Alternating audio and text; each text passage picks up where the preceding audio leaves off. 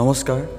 মনৰ মাজত যদি এটা হাঁহি থাকে, সেই হাঁহিটোৱে আপুনি যিমানেই কঠিন অৱস্থাত নাথাকক কিয় আপোনাক সদায় শক্তিশালী কৰিব।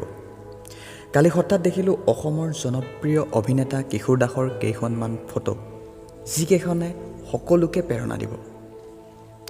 জীৱন মৰণৰ সৈতে যুঁজ দি থকা কিশোৰ দাসে ভাগি নপৰি হলি খেলা কেইখনমান দৃশ্য, য'ত অসমৰ ছিংগাৰ পদ্মনাভ বৰদলৈকো দেখা গৈছিল।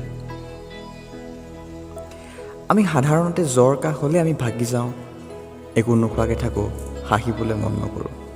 কিন্তু তেওঁক চোৱা, জীৱনৰ সৈতে যুঁজ দি থকা অৱস্থাটো মুখত হাঁহিটো এৰা নাই। সঁচাকৈ তেওঁ বহুত পজিটিভ মানুহ। তেওঁৰ মনত বহুত শক্তিশালী ভাৱ আছে, যিটো ভাৱে তেওঁক অতি সোনকালে সুস্থ কৰি তুলিব। সেইবাবে কোৱা হৈছে, মনৰ মাজত যদি এটা হাঁহি থাকে, সেই হাঁহিটোৱে আপুনি যিমানেই কঠিন অৱস্থাত নাথাকক কিয় আপোনাক সদায় শক্তিশালী কৰিব। গতিকে কিপ স্মাইল। ধন্যবাদ। আৰু ভিডিঅ'টো চাই কেনে পালে, যদি ভাল পালে প্লিজ লাইক কৰক, শ্বেয়াৰ কৰক আৰু আমাৰ চেনেলটো ছাবস্ক্ৰাইব কৰক। ধন্যবাদ।